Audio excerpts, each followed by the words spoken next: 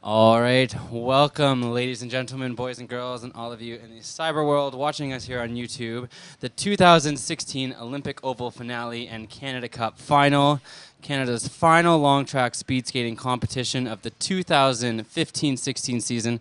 And we are coming at you live with the 1,000 meter men's event, where in a few pairs we're going to see the return of Denny Morrison. But now we're going to be beginning things off with a Norwegian against an Ontarian here at the Olympic Oval. I'm Hamish Black, joined with Alec. Hey there, Hamish, and everybody watching at home. Man, am I excited. I can actually just feel the energy in the air today.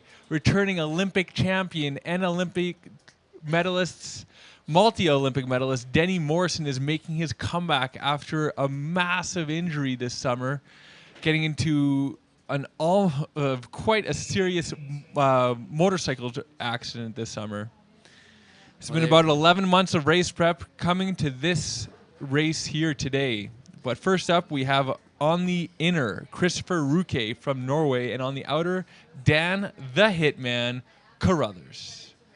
Dan Carruthers, a member of Todd Menkelman's Stage 4 Wrecking Crew training group, hoping to start things off here very well in the 1,000 meter men's long track speed skating race. The skaters are down. And there is a false start. Oh man, these skaters are just as excited as I am for these 1,000 meters. They just can't even start jumping the gun on first thing. False start, charge to the inner lane, Christopher Ruke. Pulling the trigger just a little bit too early on that one. Nobody likes it when you come too early off the line.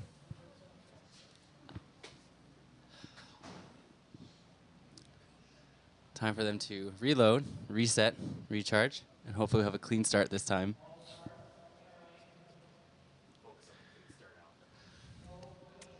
Just going to focus on a clean start here.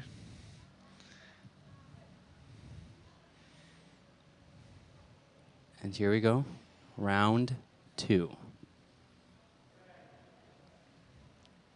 Dan Carruthers using a down start. You'll see that in a lot of sprinters. And we have a clean start here. Both skaters off the line quite explosively as they enter the first corner of this 1,000 meter race. The down start actually coming from track and field. If you look at it, Dan is actually wearing a white glove with grips on the fingertips to make sure that he gets some good grip on that start when he puts his hand down. All right, these guys are off to a good start. We have 200 meter openers. 69 for Christopher Ruke and 17.4 for Dan Carruthers. Dan is going to try and hunt him down this straightaway. Here they are coming around their second corner of their first lap. You're going to hear the bell signaling 1 lap to go in this 1,000 meter race. So they have 400 meters left. Dan looking good for a 26.0 and Christopher Ruke for 25.7. So Dan's going to be able to suck a little bit of the draft here. Hopefully that's going to help him gain some momentum and have a really strong final in the outer corner. Looks like he almost had a second win there down that straightaway. And here these guys go, the lactic acid burning in their legs. You can see it on their face and finishing strong. Christopher Ruke with the time of 1:10.2 and Dan the Hitman Carruthers finishing in a 1:11.38. Those are off their PBs just by a little, both with 109s as their personal best. As we move on to our second pair, 2 members of Todd McClement's Stage 4 Wrecking Crew team on the inner, Sam Deckert, and on the outer, Martin Corbett. Sam Deckert doing a great season this year, making it as the alternate in both the World Cup seasons. And hopefully he'll be going for a PB here now. And a clean start from both guys. First go as they race their way to the first corner. You can see Coach Todd McClements on the back straight there. Both these skaters with good starts, but even better first laps. They have some great top speed. Both of them actually both quite tall. Wow, and showing some great synchro skating abilities there. Clearly maybe from training together all season long here at the Olympic Oval. You got Phil Riopel also holding up a board, previous skater turned part-time coach. And they enter their last corner of their first lap, both looking really strong, having some nice leans in the corners. Both skaters Neck almost and come neck. out neck and neck. Here we go with times of 26.2s for both of them. This is really going to come down to the last lap here, Hamish. So they're going to have to grind it out. Whoever's going to be able to hold on, push through that lactic pain the most is going to be able to take this race. Sam's looking quite strong coming down this back straight, but Martin's holding on really well. Here we go on this last corner. It's going to be real close here. And here we go, both skaters. Last Clock 50 is going to have meters. to tell us. Wow. 2/1000ths of a second, 2/100ths of a second separating the both skaters with 1:11.2 and 1:11.2. Here up in the next pair, we have Kamani J. Griffin. We call him KG. And Mikael Choi from Alberta.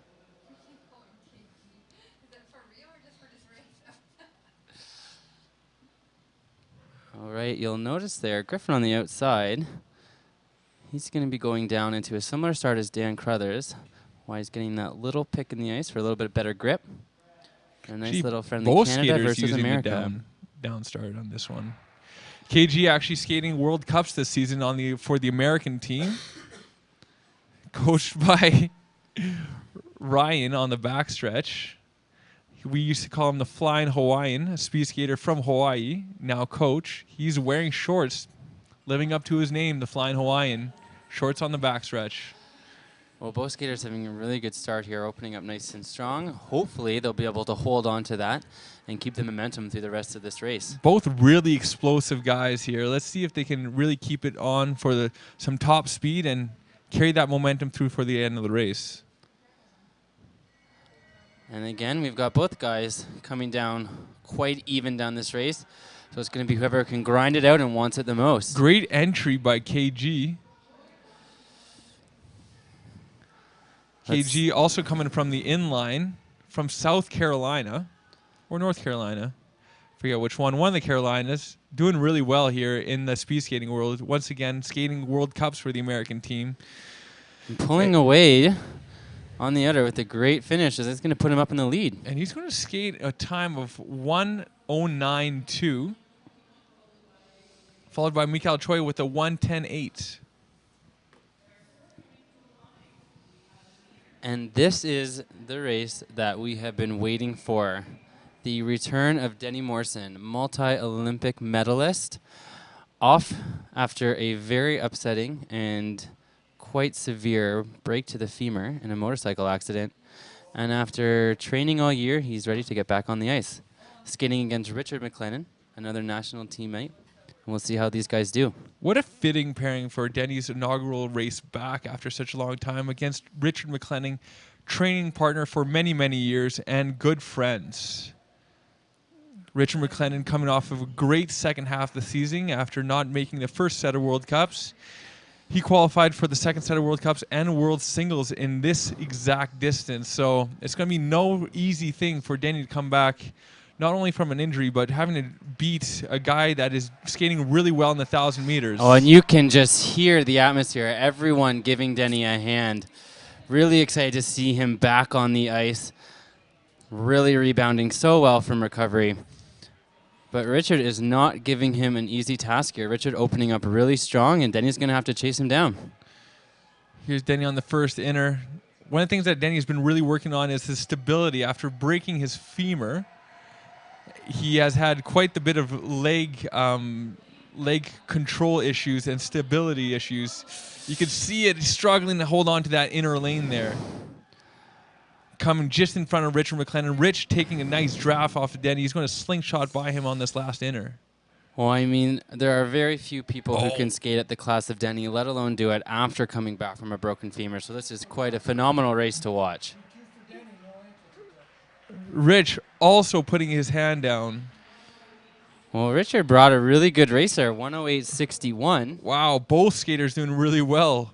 Rich, 108.6. That's a great time for him. Is that close to his PB there? It's very close. His PB is a 108.42. So on today's ice conditions, that's a fantastic race. Very good. Denny Morrison, questionably DQ'd for not having ankle covers, but I think it's just a great performance overall for him, his comeback here. Good things to come.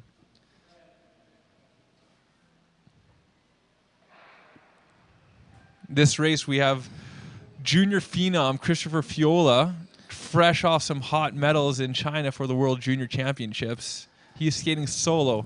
Never an easy task skating solo. No, especially when you don't have that push in a short rate like this for someone to mentally drive you. But as a really great all-around skater, but coming off of some really great medal podiums in the sprint distances. So he's really going to put down a good race, no doubt.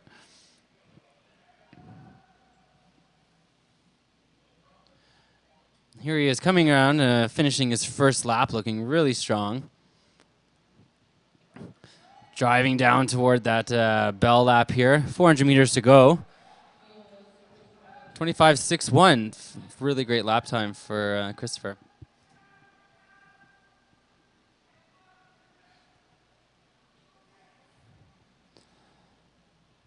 You can start to see a little bit of that fatigue, really driving through it really well as he comes up to the last 50 meters of this race. Holding his form, finishing well. 109.98 is the official time for Christopher Fiola. And that is a PB for him, breaking his 110.07. He's got to be happy with the season that just doesn't stop getting better for him. Christopher Fiola also coming over from the inline, competing at last summer's Pan Am Games in the inline in Toronto, alongside teammate Jordan Belchos, bronze medalist at the Pan Am Games. In this pairing, we have skater Daniel Dubreuil from La Belle Province of Quebec versus Yamanaka Daichi from Japan. Skater's getting off the line looking really well, tacking into that first corner.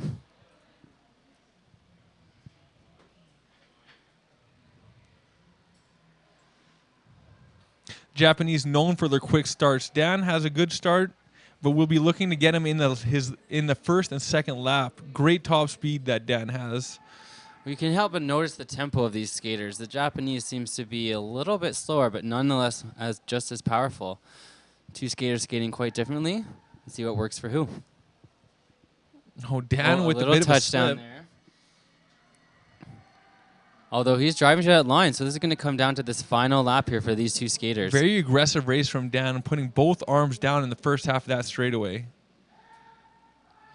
He come out slightly ahead of the Japanese skater. The Canadian going to have to do a little bit of extra work as he's got the outer corner, so a little bit further to go. He's going to really have to drive through this. Last 25, 50 meters of the race will be our Japanese skater just crossing the line in 1:10.02, followed by Daniel Dubreuil with the time of 1:10.88. Well, that is the PB for our Japanese skater then, beating his previous time of 1:10.13. There's a couple PBs happening, so the ice must be pretty quick today. We're continuing on here in the men's 1,000 meter. It looks like we have another single skater. Going to have to mentally be able to come up with his own drive. Alex Oshwich, is the one who is not skating. Here we have Ruke Henrik from Norway. There's quite a Norwegian invasion at the Olympic Oval this time of year. We have a few speed skaters joining Todd Mickelman's Stage 4 wrecking crew, but there have been quite a number of them showing up to skate in this finale, hoping to grab some PBs and just end their season on a high note. It looks like previous skater Denny Morrison was in fact disqualified, since I do not see his time up on the board. Even though disqualified, I still think he's going to be pretty happy with that race. Just being able to skate, period, is a great accomplishment and something that he's been working towards all season long. Dealing with an injury is never an easy thing. And no doubt let that be a reminder to future skaters, wear your ankle guards. It's a pretty bad feeling when you get disqualified for something you could have very well fixed heading out onto the ice. Henrik Ruke with a first lap time of 26.0 and almost fall there on that last inner. We're not kidding, folks, when we say that the lactic acid buildup in the legs is quite tremendous, and the feeling of pain that you're feeling in that last 400 meters, as you can see here, really starting to make you fatigued. Little replay of the slip.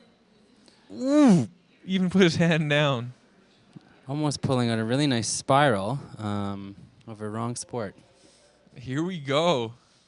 Another great race with featuring Braden Kluche on the outside and Marcin Gawzycki from Alberta on the inside.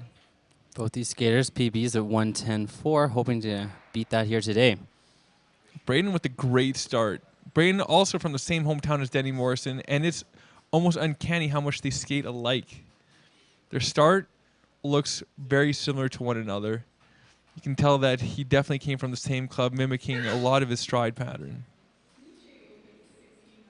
Kluche is opening quite well. Let's see if he can hold this.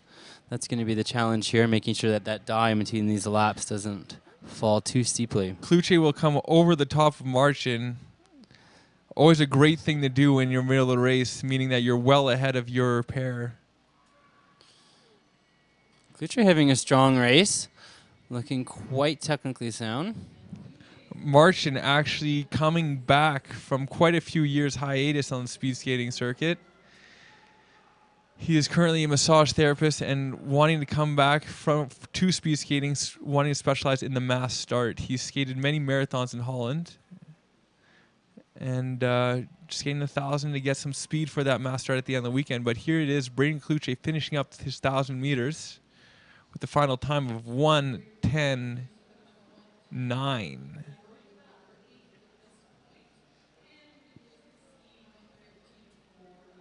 Off of his PB, but pretty solid technically. Todd McClemon's giving him the thumbs up. I've never skated for Todd, but does he give away the thumbs up pretty easily? You don't get the thumbs up very easily, so that's always a good sign when you see Todd approving of your race. A little international competition here.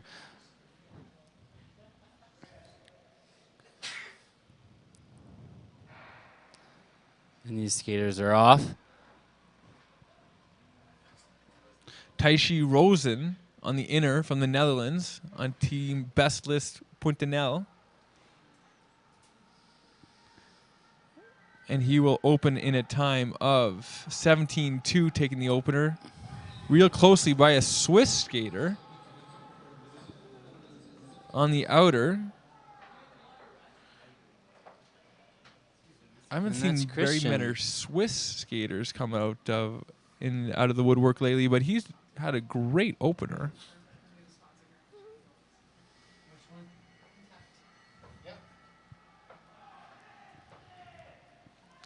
Taishi Rosen taking the first 600 meters of the race with the lap time of 25.5, followed by Christopher with the 26.4 from Switzerland. Other great skaters from Switzerland include Roger Schneider, also known as the Schneider Glider, 5K specialist, also an inliner. Well, and that is going to be a PB for him. Taishi Rosen must be happy that he came all the way to Calgary for that personal best. Over a second there. Over a second. 1:10.76 previous best time. Well done. Like to give a little shout out to anybody watching in the Netherlands. Woot.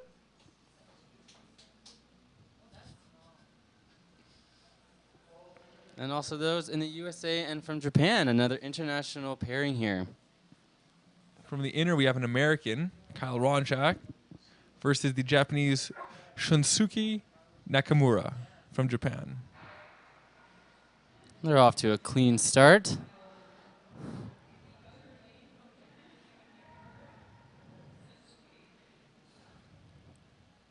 Let's see how these guys do for their first 200-meter openers. Japanese skater will take it in a time of 16.6 seconds. He's really, as you said, Japanese are known for their explosive starts. He's really taken this one out of the barrel quite quickly. Will he be able to hold it, I guess, comes down to the question. Kyle Ronchak's job to chase him down the rest of this race. Hopefully maybe even pull Kyle to a fast time. Let's see what they got today.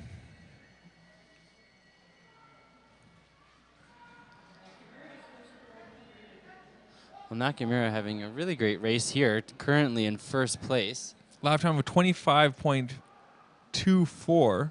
quite fast. Let's see if he can hold this as he comes around. He's still looking pretty good. It wouldn't surprise me if he does hold it.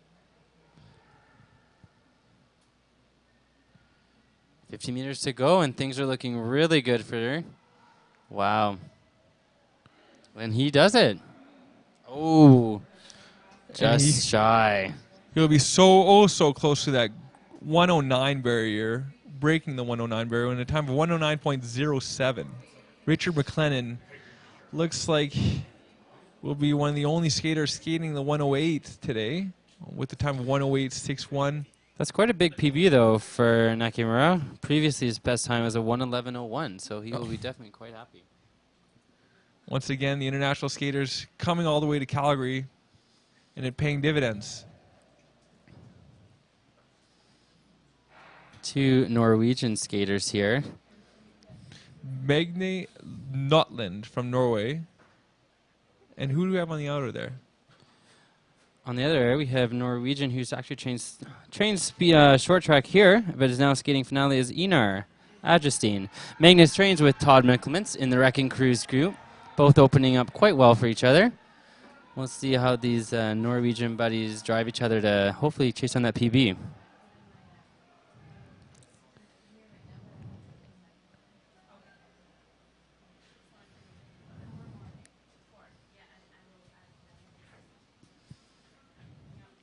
These guys are skating, coming to the bell with 1 lap to go.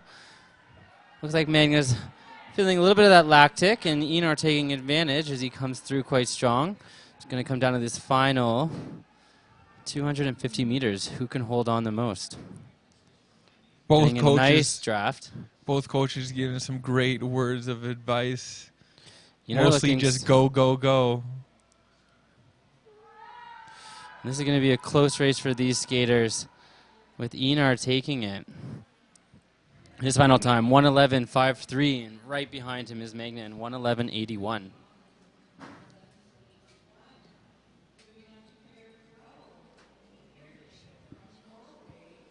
Pair 12 features American skater on the inside, Xander Mark, versus the Colombian skater, This is Mario Valenci. Mario Valencia. Both skaters with PBs of 111.2. Let's see what they can do today to better that. You're going to see another down start from the American.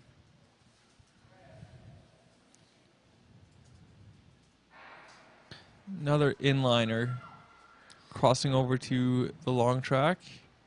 Let's see what he can produce today.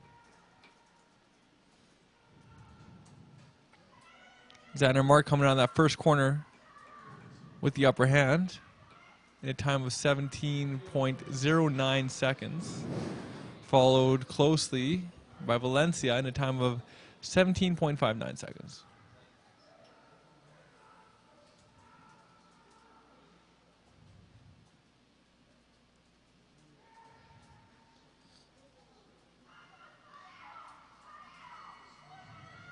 I can hear some words of Spanish encouragement, some Spanish flair in the oval today.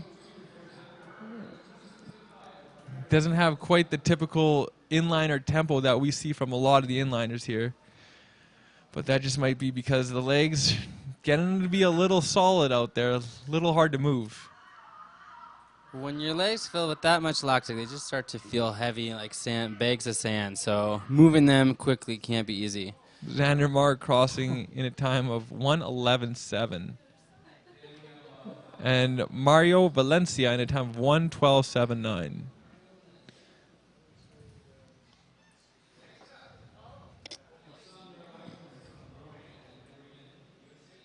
Next up, we have Alexandra Wiggins from Norway and Emery Lehman from the USA.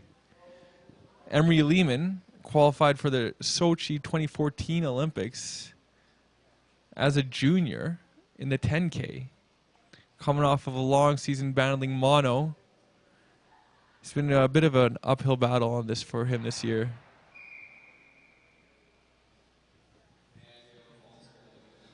Oh, here we go. Another one pulling the trigger a little bit too early. 5K, 10,000 meter skater Emery Lehman has quite the respectable sprints for a long distance skater. Let's see what he can do after such a long battle with mono this year.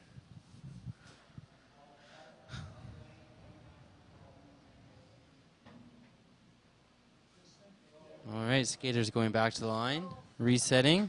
Again, reminder for those of you who don't know, next fall start, should it happen, you will be disqualified. And thankfully, off to a clean start. These guys opening up quite well as they enter the first corner. Beginning this 1,000-meter race quite strong.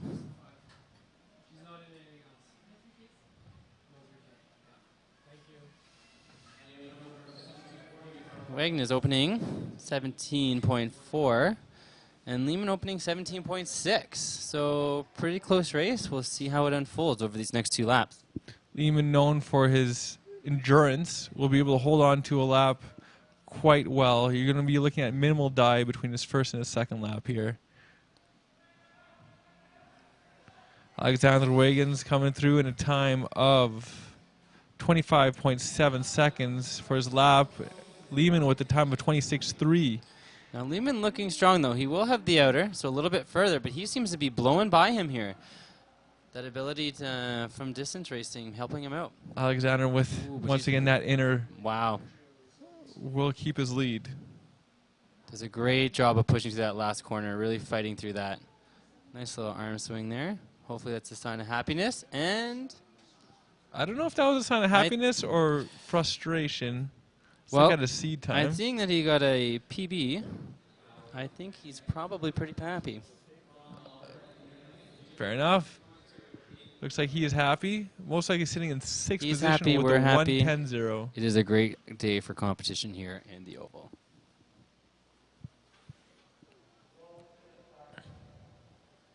On the inner, we have Cooper Hunter, and on the outer, Jacob McKenzie. Jacob, a short tracker, with short track boots on, will be skating the 1,000-meter. Now, Cooper Hunter came off of a disappointing fall in the opener of the 500-meter today, not getting to finish that, so he's probably coming into this race with a little bit of a vengeance.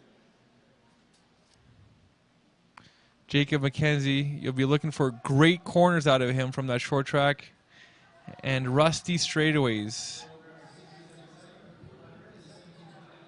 Cooper Hunter clearly coming back for vengeance, opening up quite strong. Let's see how he holds it through the rest of this 800 meters. Cooper has known for a great start with a start of 16.7, puts him in for the 4th fastest opener of the day. A lap time of 25.7, now placing him with the time of 5th position right now.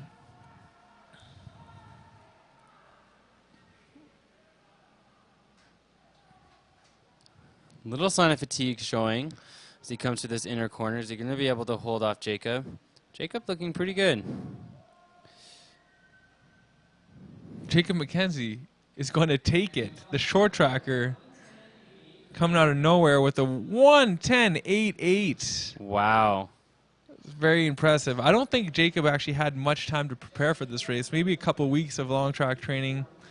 I don't even think they got that. They were over out on the East Coast for a competition. They had national senior trials now just the other weekend, which I assume that Jacob was at. He might be starting to reconsider his short track career because that was a pretty great 1,000-meter from Jacob McKenzie. This race with Jess Neufeld from Manitoba on the inner versus another prairie rival from Saskatchewan, Lucas Morin on the outer. Jess Neufeld, another member of Todd Mickelman's Wrecking Crew team, having quite a good season toward the end here, skating really strong in practices and hoping to bring that to the finale. Let's see if they can keep those dies minimal, keeping these races just as flat as the home provinces they come from. Well, so far a good pairing. Hopefully they'll be able to push each other through this rest of the race. Just looking quite good as he comes to this last turn in the first lap. Holding on to technique strong. And Lucas sticking right with them. Jess Neufeld, I swear I saw him eating a muffin earlier. He seems to love a pre-race muffin before every single one of his races. If you want to check out some of those muffins that are giving him all this energy, you can check him out on Instagram at The True Muffin Man.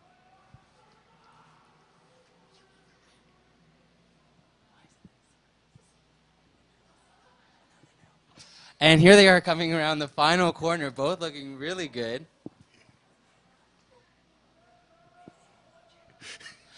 And finishing.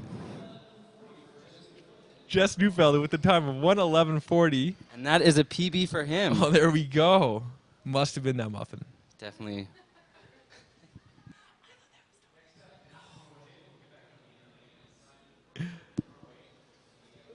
Next up, we have Simen Kroken from Norway and Antoine Roger, just coming off of quite the debut at his first international competition at Junior Worlds. That's why he's wearing the Canada suit. You always feel a little bit faster when you're wearing a Canada suit. See their coaches in the back there. Simon coming over from another Norwegian and training on the wrecking crew. Definitely a pure sprinter, so we'll see how he does in this 1,000-meter race.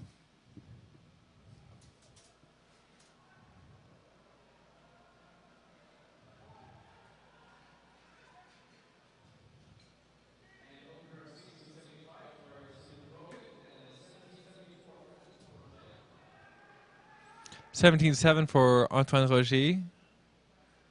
About a second back from Simen Kroken. Simen Kroken coming out a couple weeks ago in preparation for finale. Getting used to the high altitude and the training environment.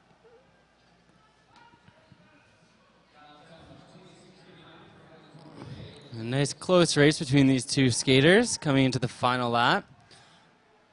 Let's see who can hold on and push through that lactic pain. And it looks like we're going to have a nice close finish here. Antoine Roger with a great last lap, closing the gap hard. Will he come away with the win? He does. Wow. He beats Simen Kroken with the time of 1:11.94.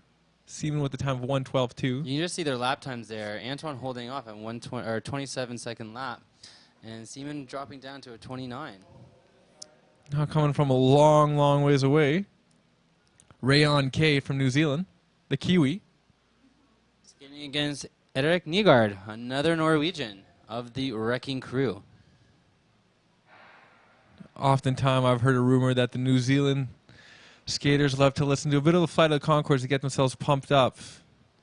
Gets a little smile on their face, laughing a little, gets loosened up right before they get on the race. Let's see if it'll get them nice and loose and happy for this 1,000 meters. Well, Erik opening up really strongly here. 17:06 for the Norwegian, 17:79 for the Kiwi. Now you see Erik wearing the Olympic Oval Elite Pathway suit. Been training here all season. Rayon K also coming from inline. He started inlining in New Zealand, now lives in Salt Lake City training there. Oh, and this could be a tight crossover.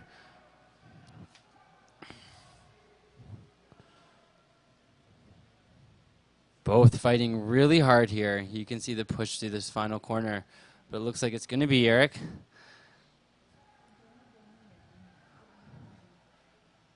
And great race by both skaters. Erik. 1:10.69. That is a big PB for him. Beating Big his PB previous 1:12.1. Big PB and an even bigger smile for him. And also a huge PB for Rayon and his previous best of 1:12.4. So clearly those two were a good pair for each other. Match made in heaven.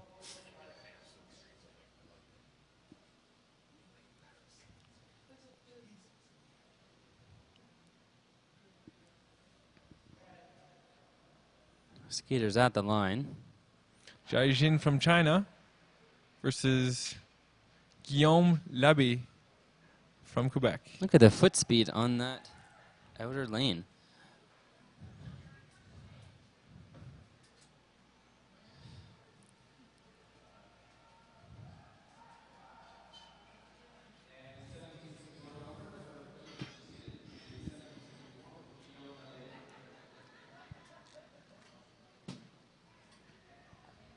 Jaijin training with Team Crossover, coached by Brock Myron.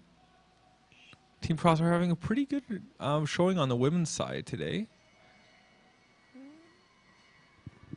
With skaters Anastasia Busis, Kaylin Irvine, and Callie Christ all being on the leaderboard in the women's 1,000. Here they are, coming just to the 200-meter mark. Looking quite strong. Both skaters really driving hard still.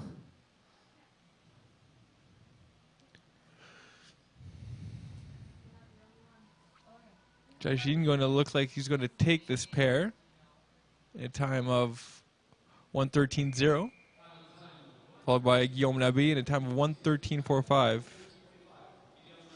Once again, un gros bonjour à tout le monde à Québec qui regarde au live stream sur YouTube. Plusieurs Québécois qui sont ici aujourd'hui en train d'avoir des très bonnes courses et des très bons temps. And the Norwegians just keep on coming. We have another pairing, both from Norway. On the inner, Runar, and on the outer, Espen Nordform. Espen, also a member of the Wrecking Crew, training this season here at the Olympic Oval. Really improved on his starts over these last few months. For Einar showing, or Espen, sorry, and he seems to be doing well here. I was talking earlier to Coach Todd McClemens.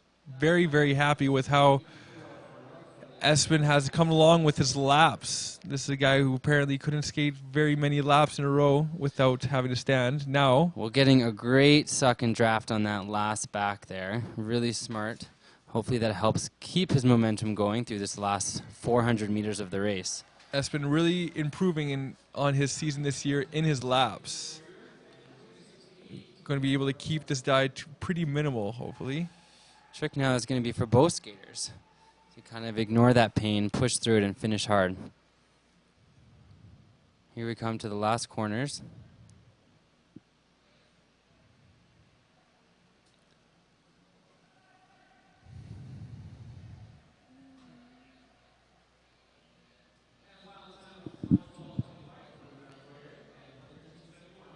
And it's Runar with the PB, previous one 12.82, so a few seconds off. Well done.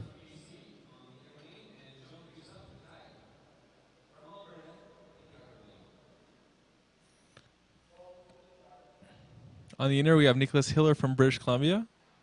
And on the outer, we have JC Jean-Christophe Lataille from Alberta. Well done with the French flair there.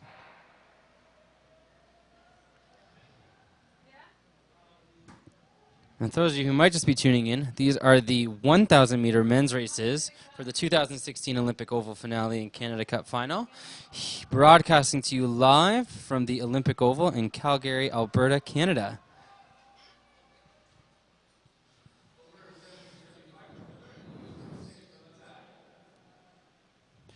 Nicholas Hiller and JC having some strong openers here.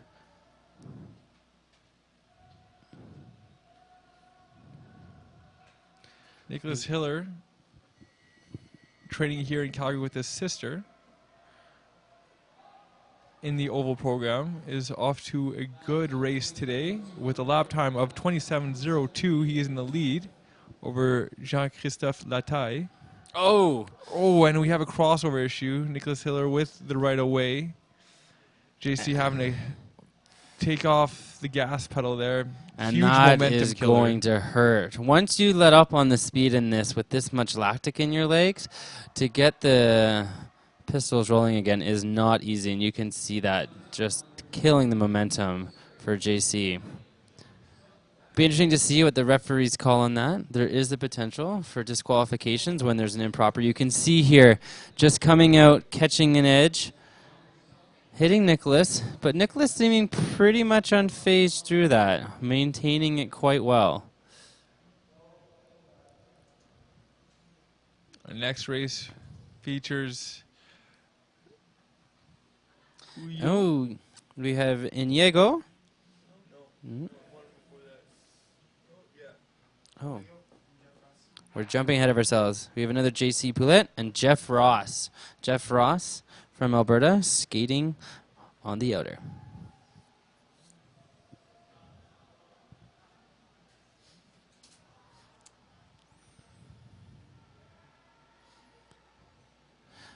Now you are allowed, correct me if I'm wrong, Alec, you are allowed when you're skating on the inner lane, especially on these sprint races, to draft out a little bit as long as there's not any interference with the outer lane skater.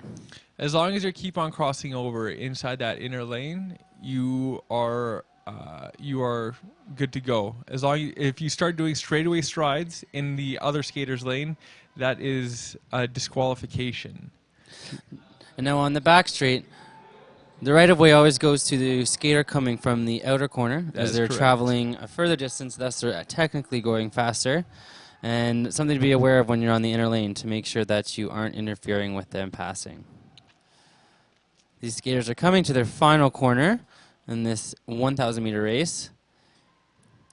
The lactic acid, like we say, sometimes it's just hard to control that momentum as you're shot out of the corner, especially with your legs in that much pain. But good races for both skaters.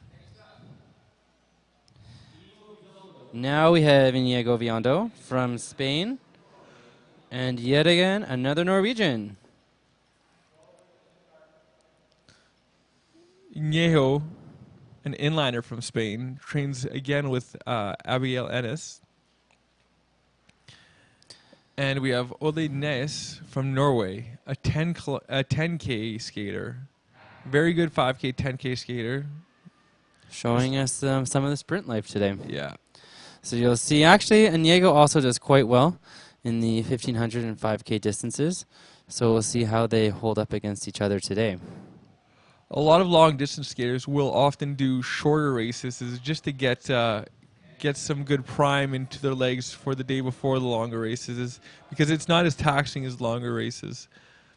You rarely see, I was going to say, as a distance skater, a sprinter joining us on the 5K or 10K marks. Inigo opening up quite well. Coming to the bell lap, 400 meters to go for these skaters. Now, can Inigo hold on to that 27.9? And can Ole catch up? You'll be looking for Ole to have a very close lap time to his first one. Has a 27.9 first lap. You'll be looking for maybe a low 28 on his second lap. And here they're going to cross. Inigo coming across in a time of 1:13.0. Ole crossing in a 1:15.4. With a bigger die than expected, but he will be coming back to the 5K and 10K with a vengeance.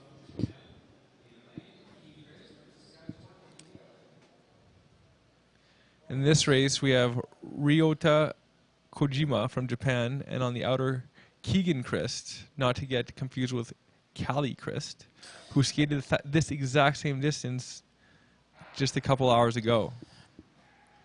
Fun note, though, Keegan is actually coming from short track and trying on the pair of long track blades today. So we'll see if, just like his short track partner and training mate that came before, if he can have a really good 1,000-meter here. He's made fun of long track many times inside the locker room. And let's see if he'll be either fed a slice of humble pie in this long track race, or will be able to back up his smack talk in the locker room against the long track with a good race today, like his teammate actually earlier, Jacob McKenzie, with a 1:10. Very, very quick. Keegan Christ coming across the line with a split time 27.7 for his lap time. Kojima with a 27.1.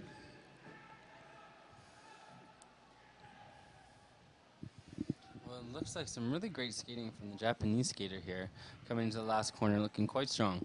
Keegan showing some great fitness out there, but having a little bit of difficulty with the straightaways and some of the corners.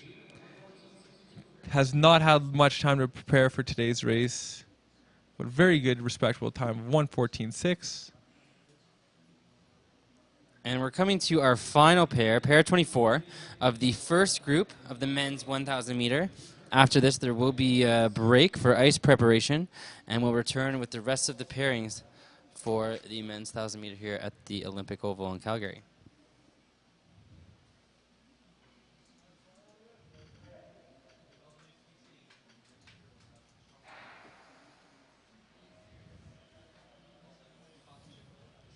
And off the line, looking quite good, Adrian Hannigan from Alberta.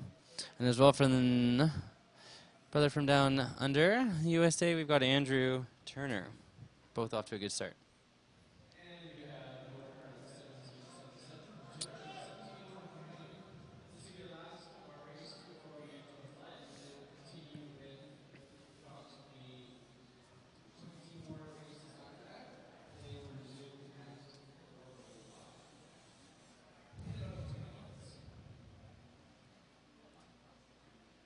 And here they are, finishing their first full lap.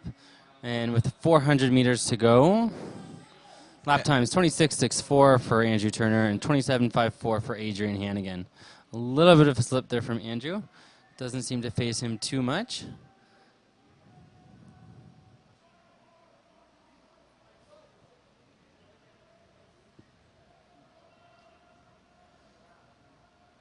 Here they are coming around the final corner. 50 meters to go for these skaters.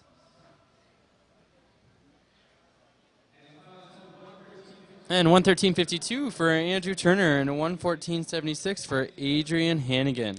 And that concludes the first half of the men's 1,000 meters, first group.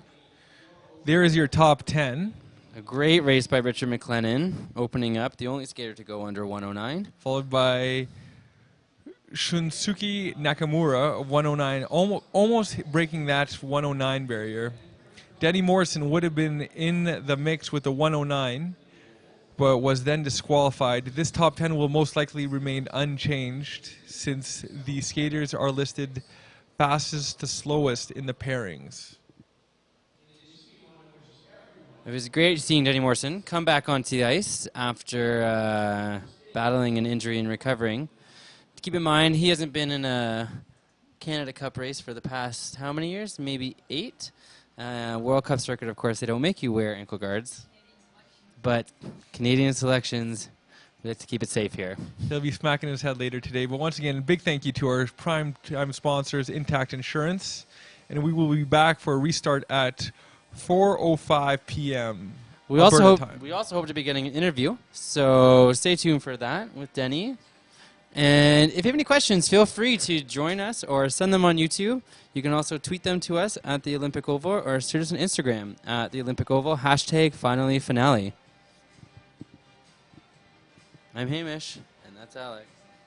And we are wishing you a great day and welcoming back in just a short moment more men's 1,000 meter action.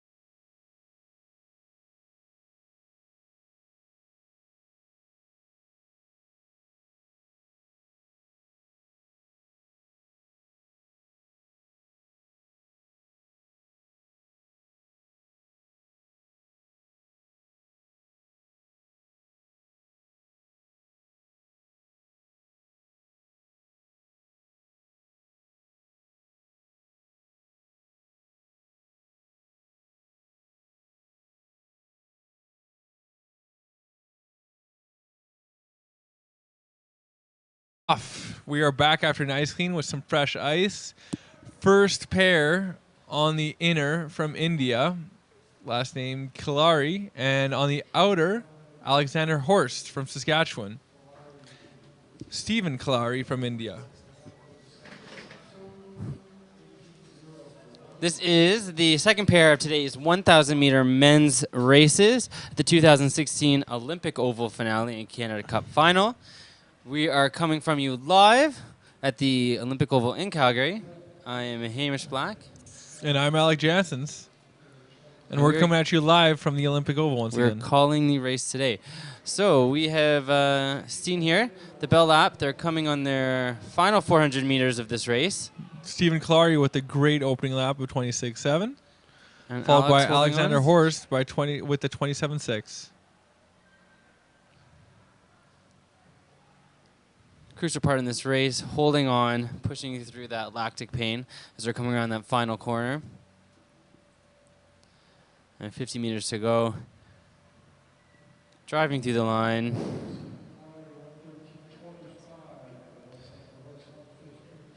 So a 1:13.25 for Kilari and Horst with the 1:15.29.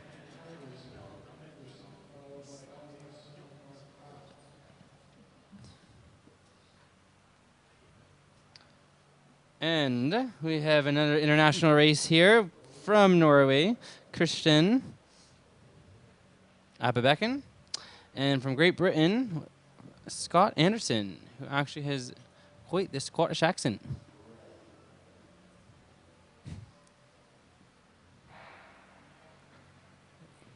Kind of looks like David and Goliath here. Scott standing much taller than Christian. But that doesn't seem to mean a lot in speed skating. All that matters is how quickly you can turn left.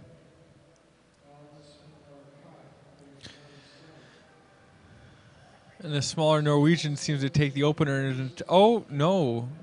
Gets edged out by Scott Anderson in the opener. Scott Anderson skating with the 17.86 second opener. Now we got a little bit of an issue here with the crossover. Scott getting to take it as he's on the outer lane. We'll see if Christian can pull it back and use it to chase him down.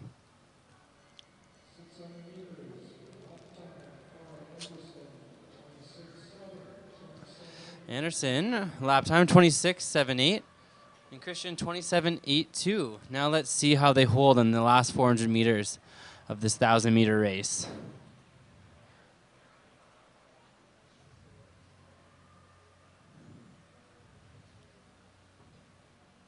Oh, we have a hand on the leg, which is not always a good sign.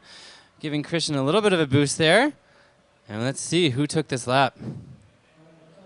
Oh, and just not quite enough from Christian with a 1:14.12. And Anderson dying at the end there, 1:14.11. Chasing him down the whole race, so close at the very end. 1/100th of a second, equivalent to a couple inches, but it's a game of inches out there.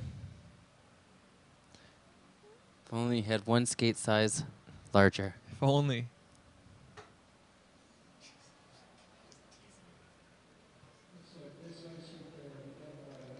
Looks like we're going to have a slight ice repair. A little ice delay before we get pair 27 of 48 in the men's 1,000. On the inner, we are going to have Turji Almas from Norway and Marcotte from Quebec. Laurent Marcotte. Little fun Norwegian lesson for you there, Hamish.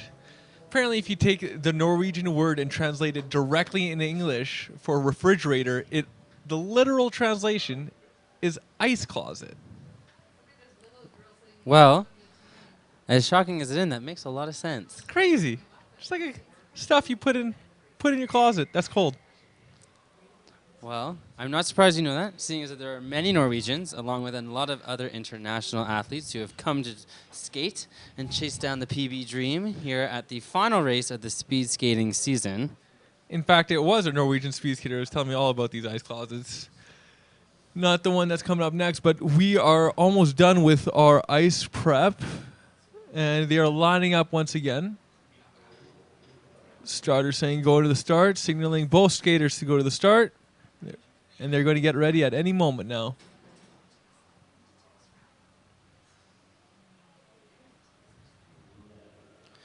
Skaters are ready. Oh, a little bit of a slip there from the inner skater, Turji, but recovers quite nicely.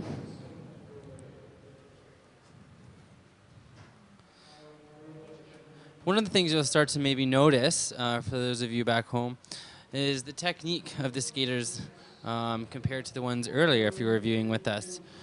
Speed skating is a very technical sport, and you'll want to notice whose upper body staying nice and stable and relaxed, and those that kind of start to waver and move. It's important to reserve all your energy, so you want to be doing as little movement in the upper body as possible. Now, another technical tip for those of you watching at home is smooth is fast. So a lot of times if you see a skater skating really smoothly, not looking like they're going fast, smooth is fast. These skaters are going quite quick. 27.7 for Turji and 27.86. That was one of the hard lessons to learn as a newbie to the sport. Unlike running, when you put more energy, here it's actually better to be more efficient and smoother to actually go faster. And these guys are crossing the line super close together. Both 1:15.31 for Laurent and Turji with a 1:15.33. Mere hundredths of a second separating those two.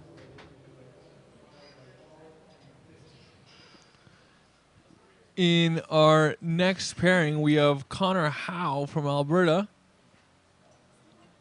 and Bruno Bigby Brabant de la Belle Province de la Québec coming up here.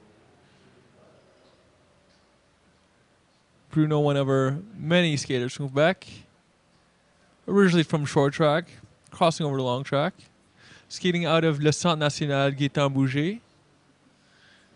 And they are just about to start, and now they are off. They are charging to the first corner in this 200-meter opener. Bruno originally got charged overweight for his luggage on the way here because he was bringing out too many cans of maple syrup, had to actually shed one of his cans of maple syrup from Quebec. One of the great exports of that province that many Western skaters are always asking for, but he seems to be moving pretty well today with Connor Howe from Alberta.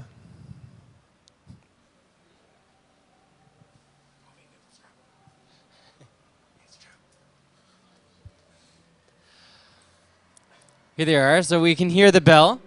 That is signaling that there is one lap to go in the race, only 400 meters left. And leading this race is Connor Howe. He's been leading this whole time. Seems to be having a pretty good race for himself. Opening lap time there is 27 flat. Let's see how he finishes here.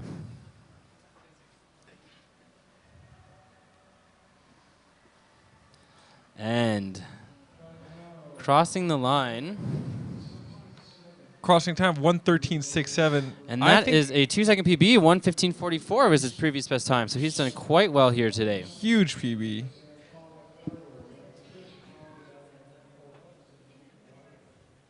Next up, we have Sam Pollock and Graham Fish. Graham Fish, a 5K, 3K skater, still a junior, from Saskatchewan.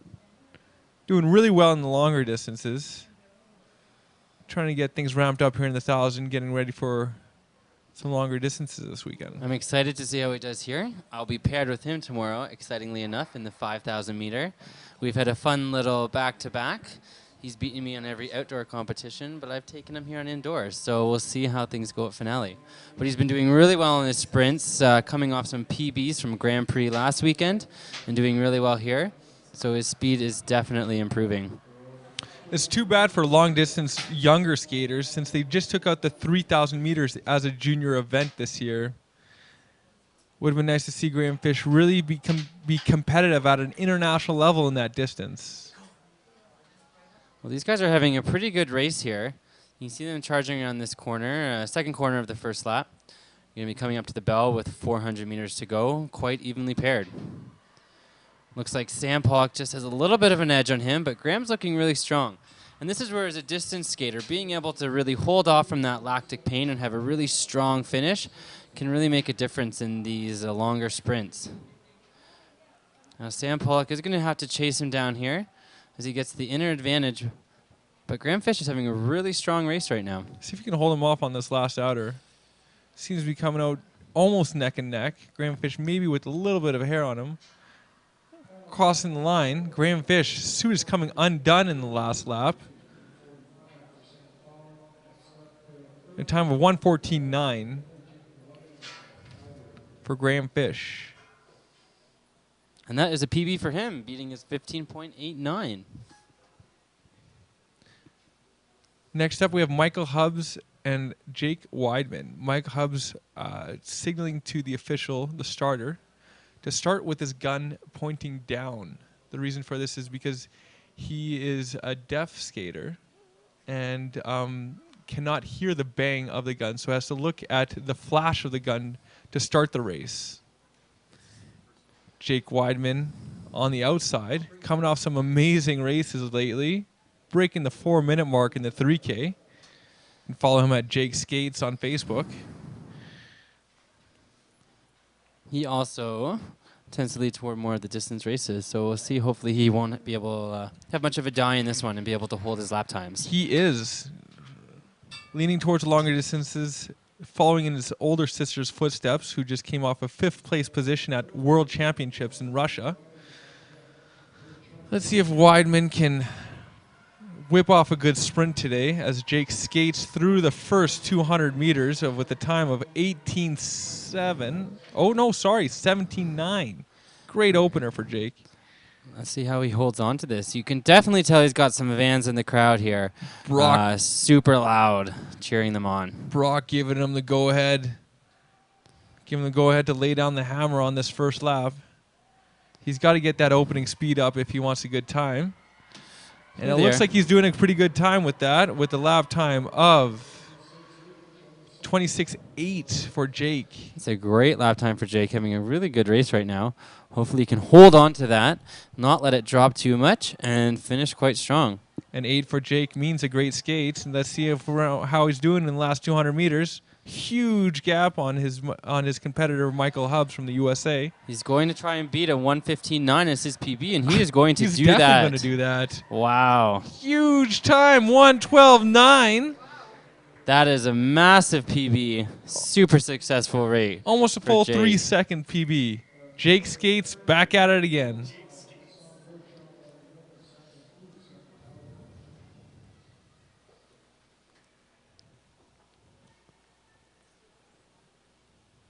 We're now going to Vincent Bertrand on the inner from Quebec, and from Manitoba, Simon Coots on the outer.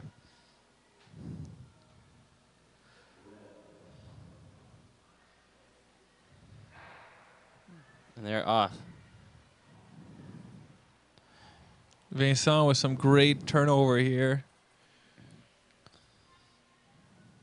Little hop in the first step, but great second step on. Real nice and low. Yeah, look, his shoulders seem to be hardly moving. Nice and compact. He's going to be having a good race. Manitoban once again with the black and yellow suits. Looking pretty fast. Here he is, going to be chasing him down that back straight.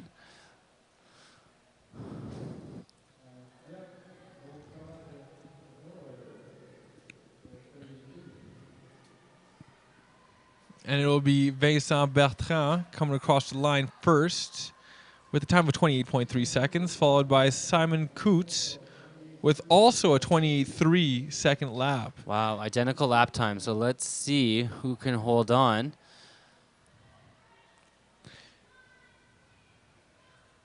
Simon coming on the outer, so he's really going to have to dig deep here to stay ahead. But coming on the outside, we have a close race here. And it looks like Vincent takes it 1:16.04, but right behind him, Simon Coots, 1:16.34.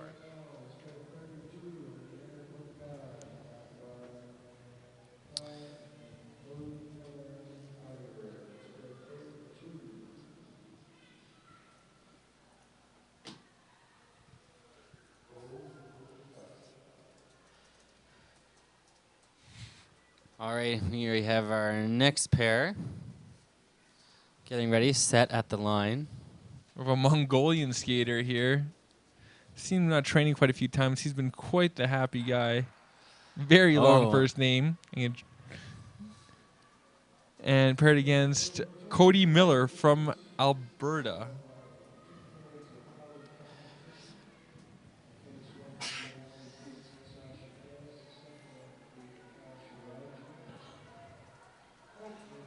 Going to open with the 17.7 for Cody Miller and the 17.8 for the Mongolian.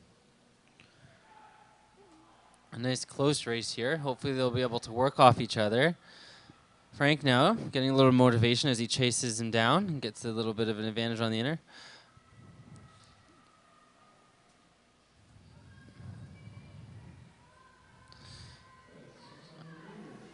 All right, and there's the bell.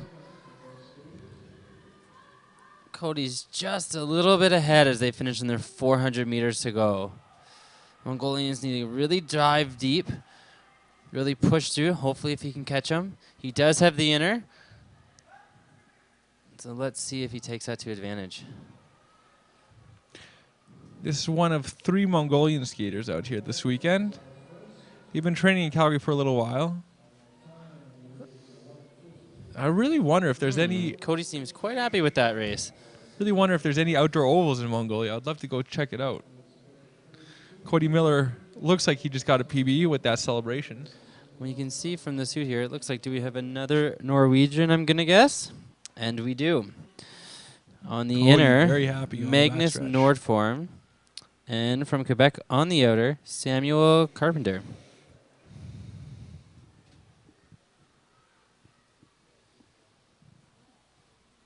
Let's see how these men tackle their 1,000-meter race.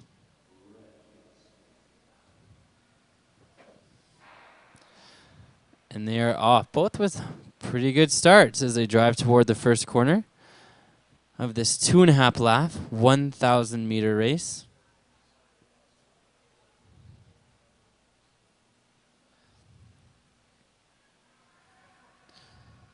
And you see as they have their 200-meter opener there, the Norwegian, slight advantage, 18.8 opener over Samuel's 18.59. But still 800 meters to go.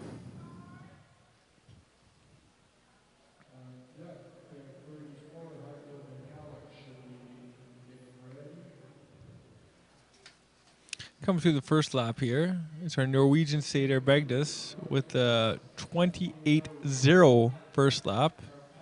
And Samuel Kapansi with a lap time of 28.94.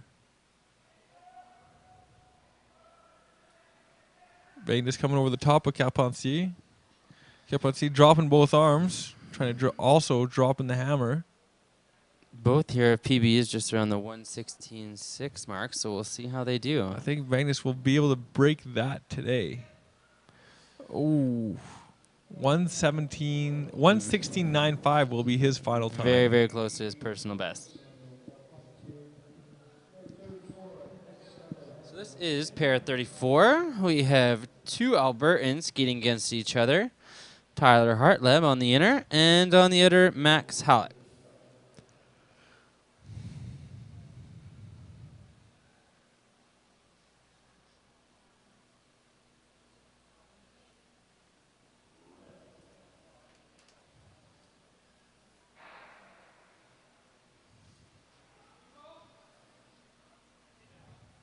These Albertan skaters are off into the opener lap, first corner of their 1,000-meter race. Max looking really strong off the start, opening really well. Tyler's going to have a bit of a chase here.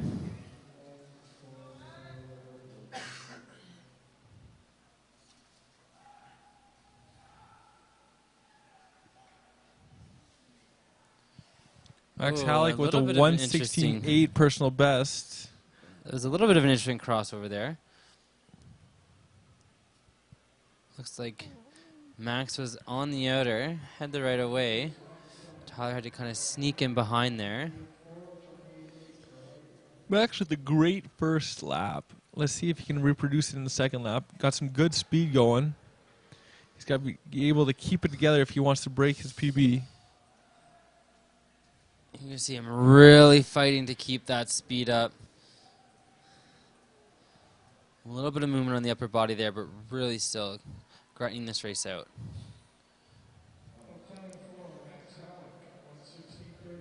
And he will PB by a half a second today. He's got to be happy with that. Another PB in the bank.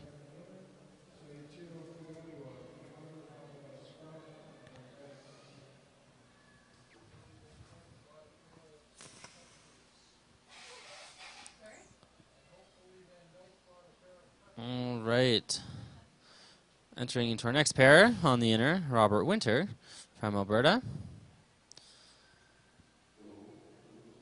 And on the other, from Japan, Soichiro Kuroya.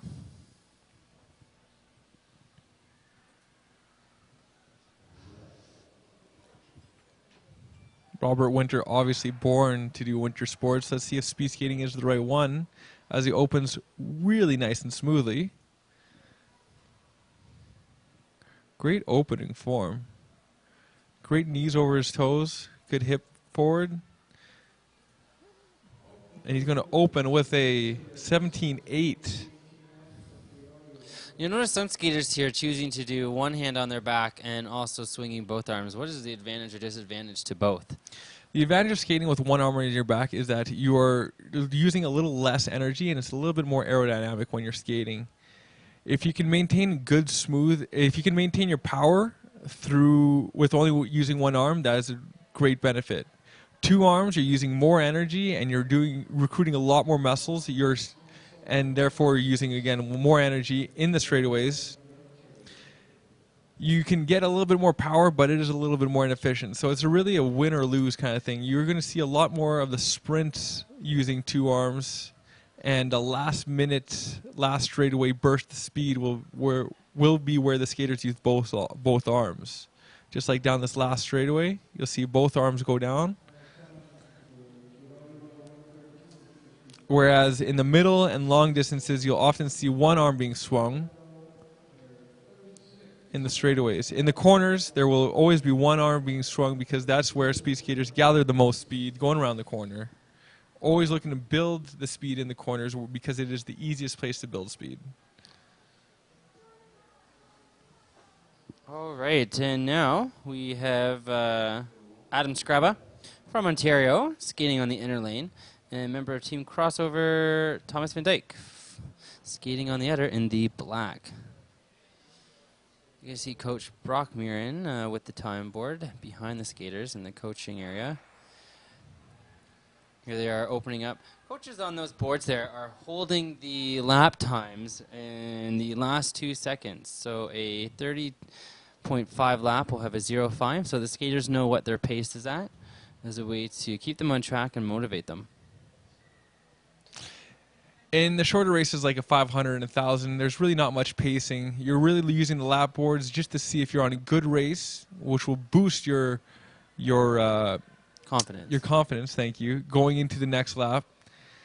In the longer race, the lap board plays a crucial role to know exactly how fast you're going and see at what pace you're going. If you're going out and shooting for a certain time, it's always very useful to know what lap times you're holding.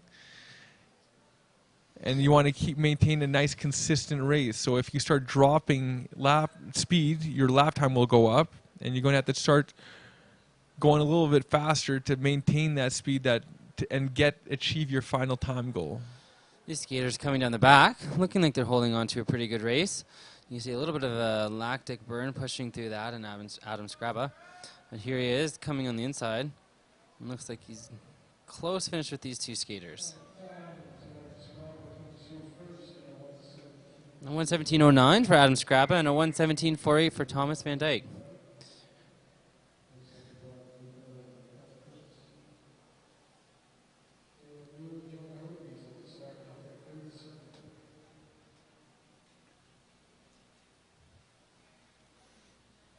Next up on the inner lane, we have Caleb Mueller from Alberta and Jonah Hordebees from Ontario. Getting further and further into these races, you'll see a lot of the up-and-coming stars, the next generation of speed skaters coming through the ranks. Everybody's got to start somewhere, and just gaining experience at these Canada Cups, especially these larger competitions where we have 48 pairs of men 1,000 meters, really gets their toe. It gives them an opportunity to dip their toes into the pool and see what it's like to compete at that higher level. Also, a great opportunity to get some personal bests here at finale, where there's always fast ice. The fast ice seems to be going into Jonah's corner today with an 18-3 opener, and Caleb Mueller with an 18-7. Mueller is going to be chasing down his personal PB of 1:17.95. And Jonah also chasing down his 1:18.01. So we'll see if they can break that PB barrier today. They've got 1 lap to go, 400 meters left of this 1,000 meter race. Both lap times pretty close together. Coming down the back stretch, you can see both arms swinging as they enter into their last corner.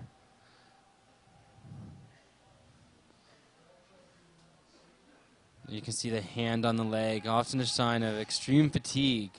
That's one of those things that you'll rarely see in the very high-level competitive athletes, as they have spent years and years working on how to deal and ignore that pain through races.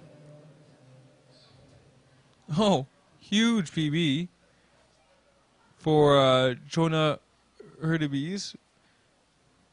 Previous time was a 1:18.01, skating 1:16 today. Almost 2 full second PB. We've seen a few of those today, and hopefully either Frank Roth on the inner or Caleb Hoovey on the outer can do the same.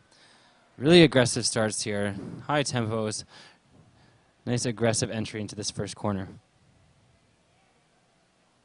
Frank Roth, also another one of those speed skating families, has an older sister, Julia Roth, who is quite the up-and-comer in the women's sprint side. Frank Roth opens with a good time, 18:26, followed right behind by Caleb with an 18:98. Now as they enter into the 800-meter portion of this 1,000 meters, we'll see who can hold on to those lap times. Frank seems to be pulling away, looking quite strong.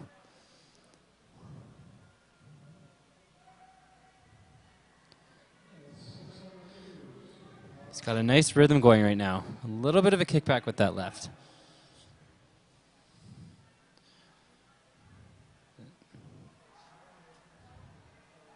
Caleb Hovey's showing a few signs of fatigue. His coach telling him to give her for the last 200 meters. Let's see if he can pull out a nice consistent race here.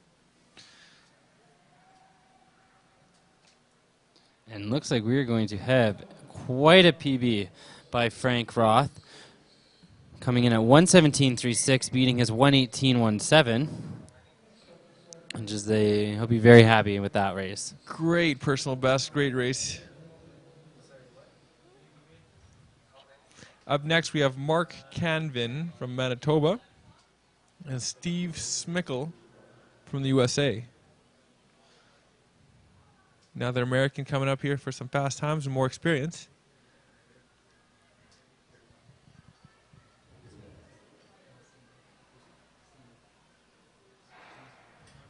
And they're off.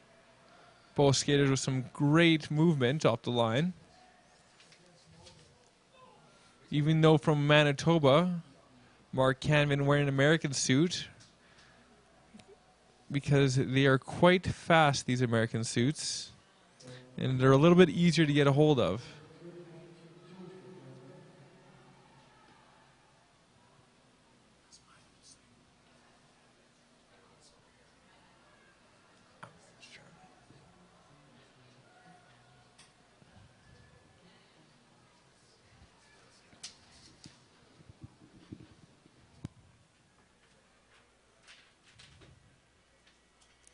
And through the first lap, it'll be Steve Smickle with a lap time of 28.53, followed by Mark Canvin of a lap time of 28.82.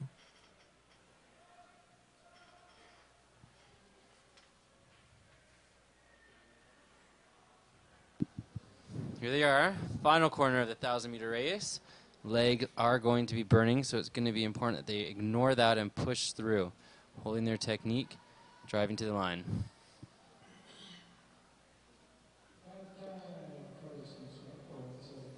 Final time for Steve Smeckel is a 1:17.22, and Mark Canman a 1:18.54. Those are both PBs for both skaters. PBs seem to be rolling in over these last few races, eh?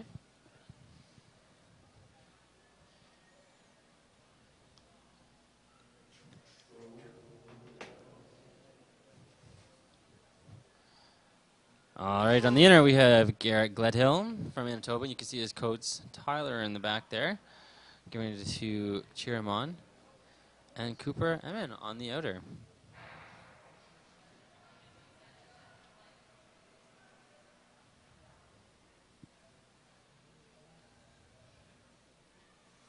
Cooper Emin from Nova Scotia. A lot of these Nova Scotian skaters are starting to come up, mostly from the legacy of the Canada Games that happened back in 2011 in Nova Scotia. 2011 was the Canada Games out in Nova Scotia in Halifax, where they built a long track oval there. Legacy of that is skaters coming up through the ranks. And I really look forward to the next Nova Scotian skater joining us on the national team. The only skater to have done that in the past is Andrew Godbout, skating for many years in a few World Cups on the national development team.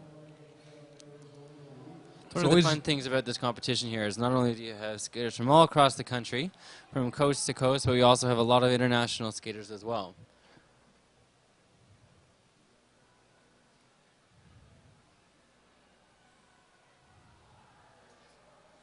So Cooper Emin will cross the line first in a time of 1:16.28, which I assume is going to be a big PB here. Emin, 4-second PB. His previous time was a 1:20. Huge PB. Next up, we have on the inner Van Thibault from Alberta and Jelle Schut from the Netherlands. Dutch skater wearing a very Dutch orange suit and Viking blades, Viking boots. Both the Viking boots and Viking blades have been around for a very long time. Very big history in the sport of speed skating. Well, they seem to be working with a really good opener there. Attacking right off the line. Vaughn, a master skater who skates here at the Olympic Oval here at the University of Calgary. Looking pretty solid around that first lap.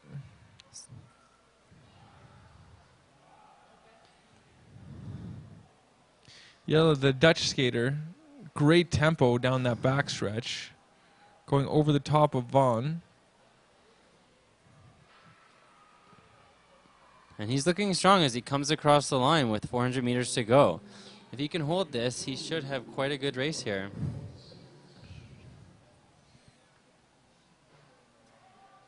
Jelle Schut's seed time is a 1:19.4. Looks like he's going to come in well under that if he holds things up. Very strong in this entire race. Can expect a PB coming around this corner. And here he is finishing with the final time. Wow. 1:16.0. So it's a 3-second PB there. And he is happy about that. No doubt. Sometimes it's a little hard to tell between a victory fist pump and a disappointing knee slap.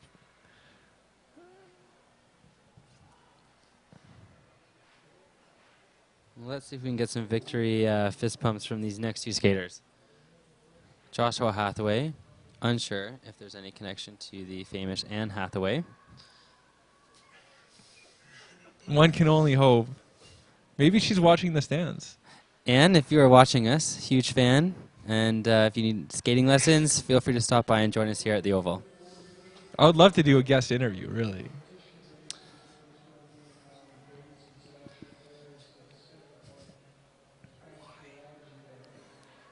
And the opener will be Laxton from Ontario with an opener of 18.3 seconds. And Joshua Hathaway opening 18.98.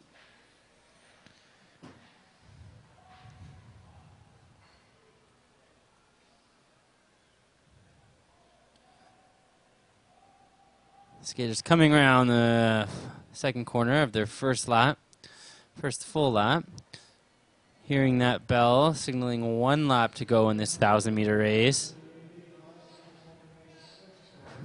As you're saying, oh, a good lap time for Matthew, 28.85. Let's see how much he can hold on. The goal on this point of the race is not to let your lap time drop as little as possible. Seems to be holding on quite well.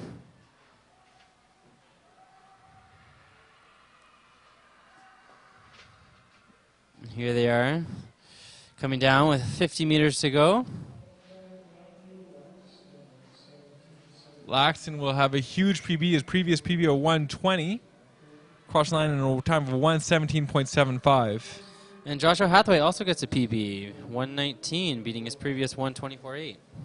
Up next, we have another international race with Steen Bergen from Switzerland and Olav Nyland from Norway.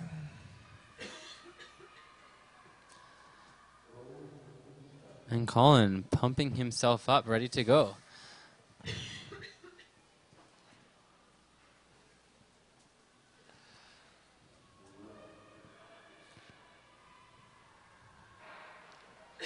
And these skaters are off. Really fast tempo from the Norwegian skater.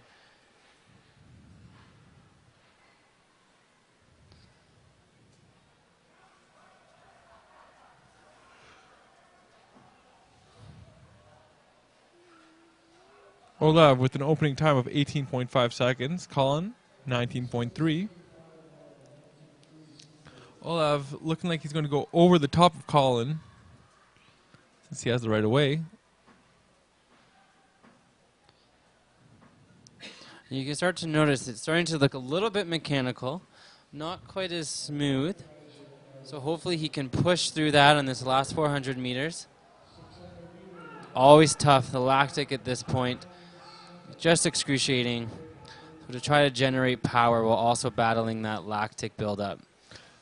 A small contingent of Swiss skaters has come down here for the Olympic Oval finale. It's good to see that the sport is growing in other countries such as Switzerland. When they're coming around the corner, finishing up with the final 50 meters of the 1,000-meter race here. And it'll be Olav finishing in a time of 1:20.8 and Colin finishing in a time of 1:22.05. And sticking with the trend in these last few races, that's another PB for Olav.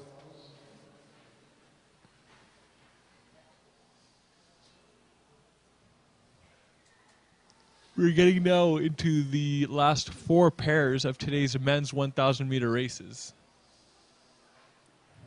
And on the inner, we're going to have Tom Kaiser from British Columbia. Eric Olowski will not be skating in this race. He is a scratch.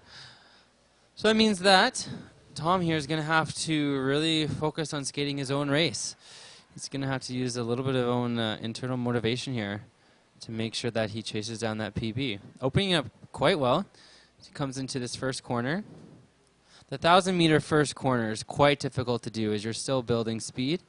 As you're building speed, those crossovers are a little bit more difficult.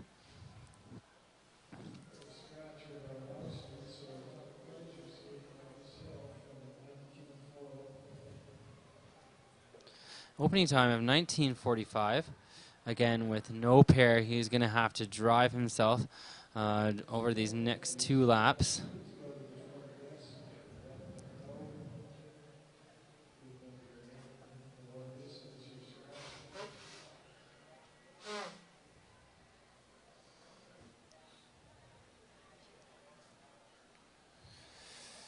And he's got 1 lap to go, a lap time of 30.13.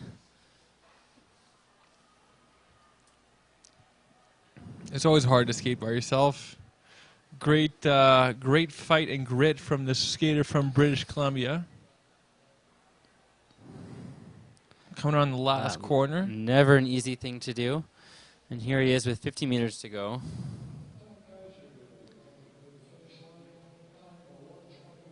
And he's going to get a personal best there with the time of 121.30. This PB streak is just continuing to roll out here, skater after skater. Hopefully that is a sign of things to come this weekend. It's always nice to end this season with a personal best, showing the improvement and commitment of your season's work paying off. Pair number 45, Raphael Grignon from Quebec City, and Ryan Dodick from Alberta.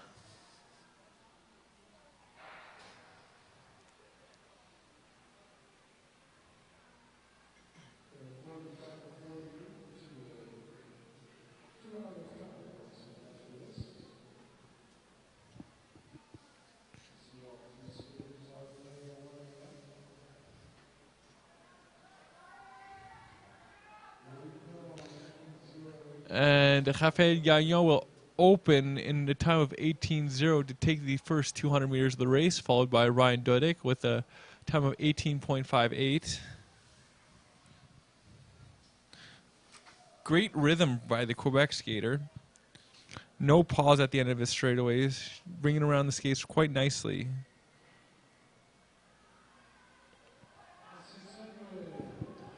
You've heard the bell, so that means there's only one lap left in the race. Time to really grind out, push through that pain, and drive to the finish. That rhythm that Rafael is showing would be great to see in a 5K.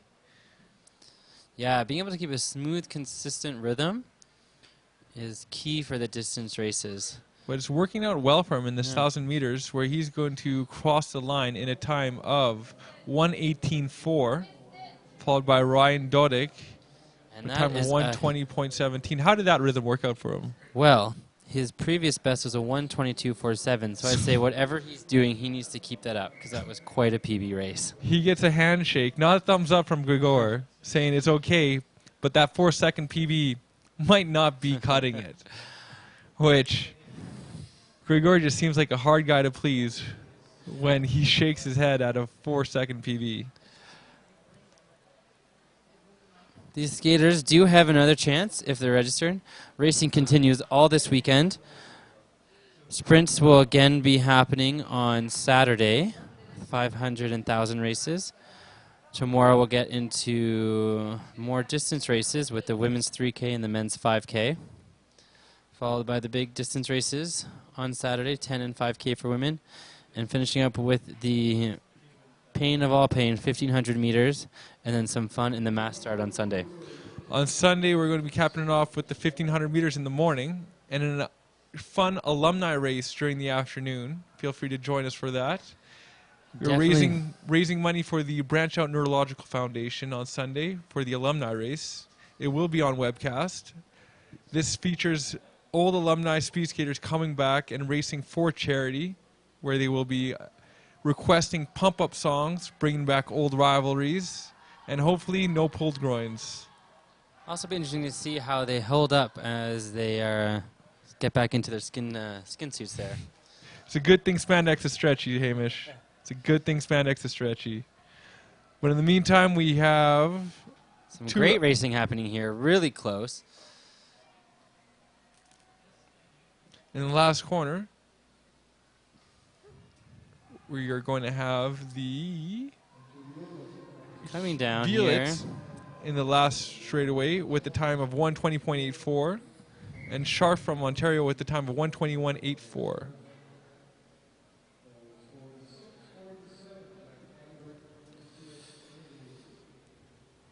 We are coming close to the end of races here in our 1,000-meter men's heat at the 2016 Olympic Oval finale and Canada Cup final.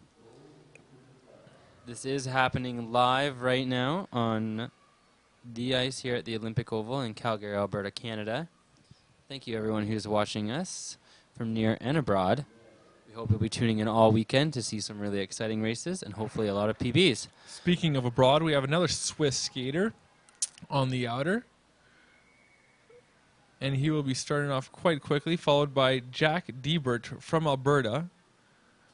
What I assume to be a club skater here at the Olympic Oval, because he's being coached on the backstretch from five-time Olympian Mike Ireland, who is also volunteer coach here at the Calgary Speed Skating Club. It's always good to see these alumni skaters coming back and giving to the sport that gave so much to them. Well, and that's a big reason why a lot of skaters, both Canadian and international, come to train here. The depth of skill that you can get from this training facility is world-class, top-notch. These skaters are coming to the bell lap, 400 meters to go. Lap time of 30.01 for Jack, and for the Swiss, 29.54. Nigeli is really taking control of this race. He seems to be very, very fit and working on a little bit more finesse on his skates. Once those control of those blades come back around under him, he'll be able to harness all that fitness and really crank some good times out. But for the meantime, he's going to have to settle for the win in a time of 1:19.98, followed by Jack Diebert with a time of 1:20.76. Technique is quite crucial as you move up, being able to skate efficiently so that your energy is being used and directed in the right place. And last but not least, pair 48 of 48 in today's 1,000. On the inner, we have Max Brandt. On the outer, we have Matthias Nigeli from Switzerland.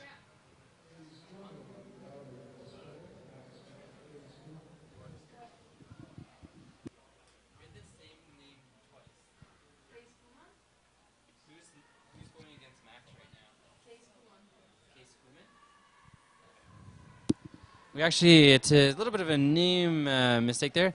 It's Case Kumin skating on the outer. And that is not his correct time. Case Kumin will be picked up by photo finish, most likely.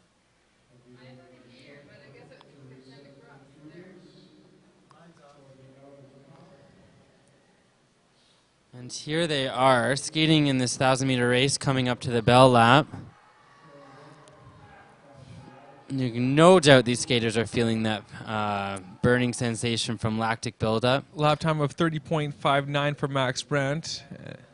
And what I assume to be a similar lap time for the other skater. Ooh, crossover issue. Oh. Huge miscommunication there. Case Kumin most likely will be DQ'd for that, since the skater on the outer lane has the right of way. Always tough when that happens. Tough to be aware, especially in the moment when something like this happens. But the best way to learn is to have the experience and take that with you moving forward onto your next race. And here you can see the final results for today's 1,000-meter men's individual race. Richard McLennan taking it with a really great time of 1:08.61. And followed by Japanese Sansuki Nakamura. And then U.S. skater Kimini Griffin. And that concludes the racing for the opening day at the 2016 Olympic Oval Finale and Canada Cup Final. We'll be streaming live for the rest of the weekend, continuing with ladies 3,000 and men's 5,000 tomorrow. And following on Saturday, you will have more sprints in the 500 and 1,000 meters, as well as ladies 5K and men's 10K. And we'll be wrapping up the season and the weekend here at the Olympic Oval with your 1,500-meter men's and women's races, followed by the charity event raising alumni race, and then capping things off with both men's and women's mass starts events. That is it from today for myself, Alec Janssens, and my colleague, Hamish Black. And we're signing out. Have a great day.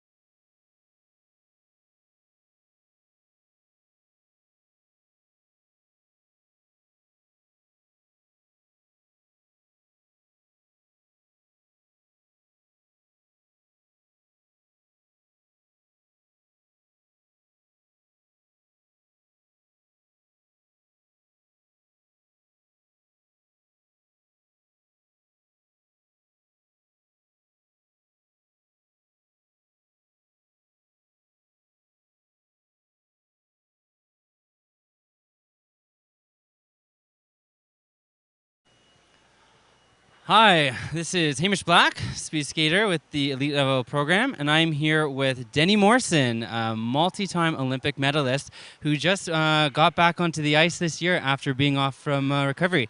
First off, just start off telling us what was it like to be back on the ice after being off for so long?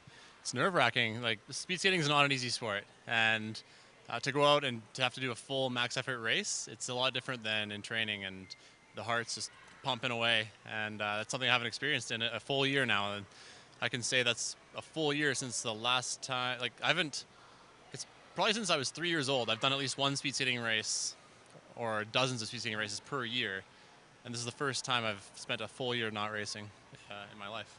So after the incident and the accident, and then leading up to this moment, what has been some of the most difficult parts to get to back here? Well, I mean, the broken leg was really one of the first things to heal, and it just calloused up, and that was all good. The knee basically exploded in the accident, and then they did the surgery through the hip, and so the hip and the knee kind of are really controlling the knee. Sorry, the hip and the ankle control the knee, and so the knee's damaged, the hip's damaged. It's hard to really rehab anything without further damaging the other part. So it's been a challenge, I think, more for my physios than for me, for them to decide which exercises I'm capable of doing, to be able to strengthen those muscles so that ultimately I can get back on the ice and have the race that I had today. Right. So obviously there's a lot of physical rehabilitation. What about the mental preparation for a race? I mean, this isn't an Olympic race, but it's your first one back after being off for so long. You're not really sure how things are going to go. How did you prepare mentally to get back into racing mindset? That was a fun challenge this week, I guess, especially the last 24 hours before the race. It felt a bit like I was a junior because I didn't know what to expect. I didn't know what I was capable of yet. And you have to have a few races under your belt before you can really know how to do them, I guess. And so, yeah, I was really nervous because all season long I've had zero pressure in practice, really. Like, everyone's just expecting me to take my time, but I want to do as well as I can.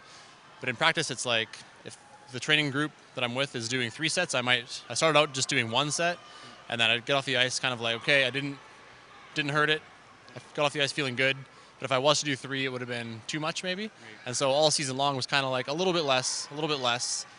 And today, all season long, by doing a little bit less, I was able to compare, my recovery from that day to previous days and see the improvement. Whereas today, I'm comparing a race to my last race a year ago when I was in full health and when I won a World Cup overall title.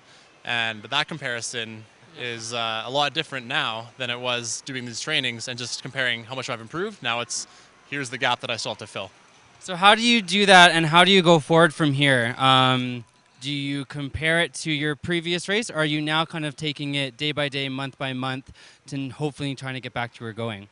Well, that's the good news, is that because I have this race, it's sort of a foundation. I think I want to sort of unofficially name this race my worst race in the next 2 years.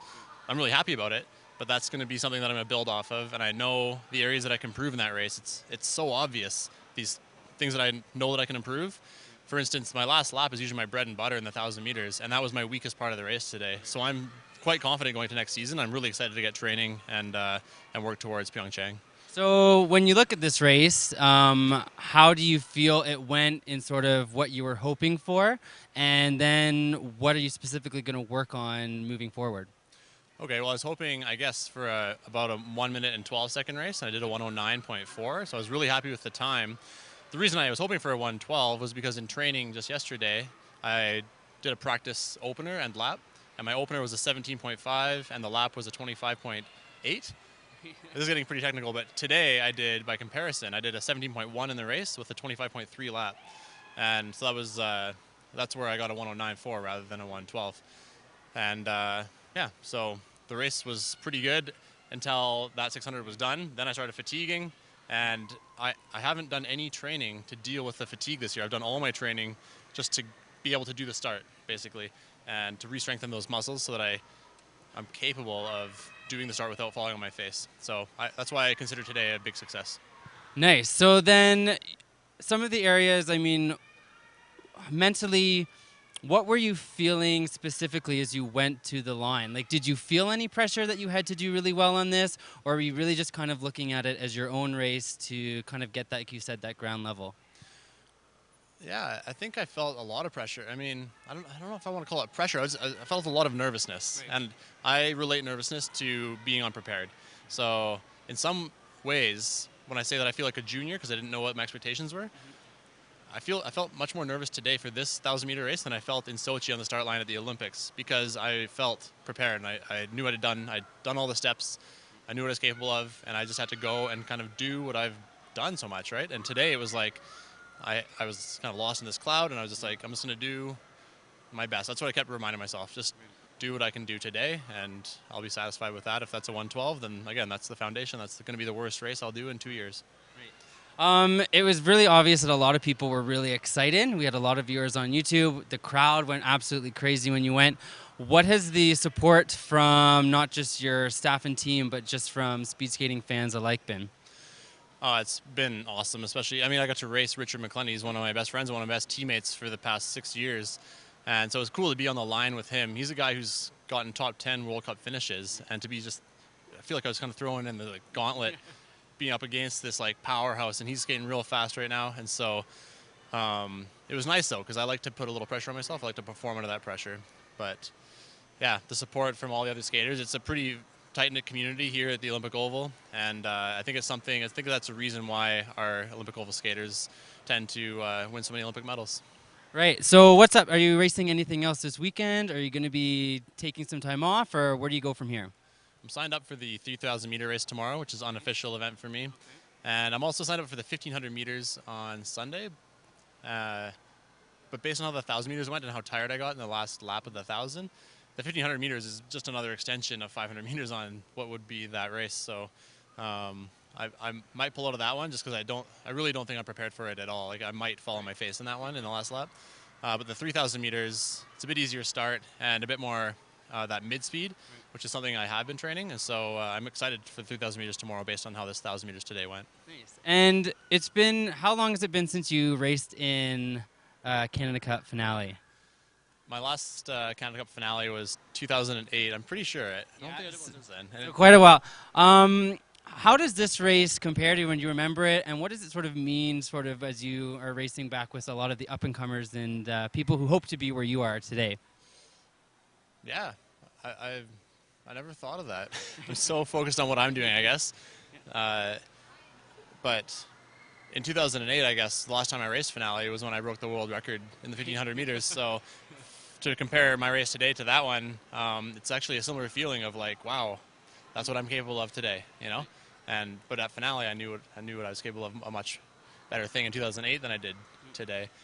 Yeah, I think it's really cool. There's a lot of young skaters congratulating me, and it's pretty neat to see them. And there's a skater from Fort St. John named Jacob Graham who did a 34.96 today in the 500 meters, and that's the second guy from Fort St. John to ever go below 35.0.